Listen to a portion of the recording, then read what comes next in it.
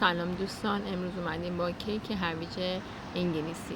مواد لازم رو به شما میگم: تخم مرغ 4 عدد، آرد 2 پیمانه، شکر 1 و 1 چهارم پیمانه، روغن مایع 1 پیمانه، هویج ریز رنده شده 2 پیمانه، بیکینگ پود 1 و نیم قاشق چای خوری، جوش شیرین نیم قاشق چای خوری و دارچین 2 تا 3 قاشق غذاخوری بر حسب. گردوی خرد شده هم نصف پیمانه.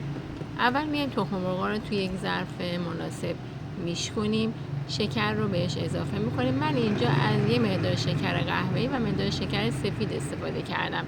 شما میتونید تنها از شکر سفید استفاده کنید یا میتونید نصف شکر قهوه‌ای نصف سفید استفاده کنید. این استفاده از شکر قهوه‌ای یه بافت بهتری به کیکتون میده.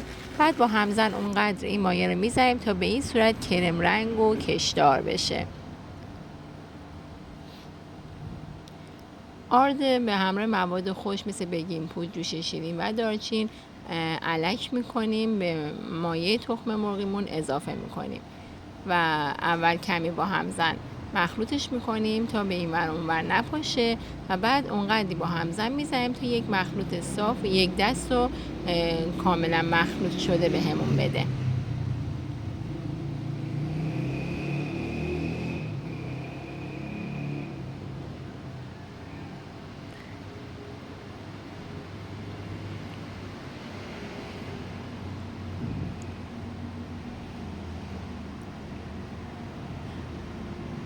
عزیزان اینجا قبل از اینکه ما آرد رو اضافه کنیم روغن رو هم اضافه میکنیم، در حد مخلوط شدن میزنیم، بعد بهش آرد اضافه میکنیم. حالا ما هویج ریز رنده شدهمون رو اضافه میکنیم که حدود 2 پیمانه هستش. بعد با بیسک یا با لیسک اونو فولدش میکنیم.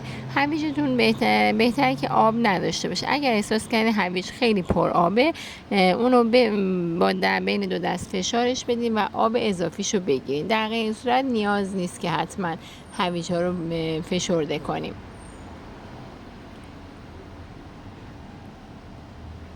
اینجا گردوی خرد شده هم به مواد اضافه میکنیم. من یه مقدار آخر گردوهامو نگه داشتم برای روی کیکم.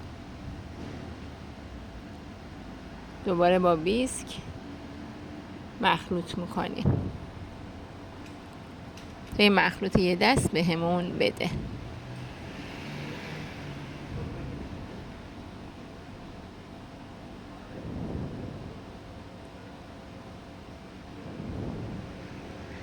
این مقدار مواد تو قالب سایز 22 یا 25 یا من بین 20 تا 22 هم امتحان کردم پختم، خیلی خوب در اومد. مواد تو قالبی که کاغذ روغنی کفش انداختیم مواد رو میریزیم. این کیک هویج کیک فوق‌العاده خوب و با کیفیت هستش. موادمون رو وقتی در قالب ریختیم در فر از قبل گرم شده با دمای 180 درجه میذاریم تا بپزه.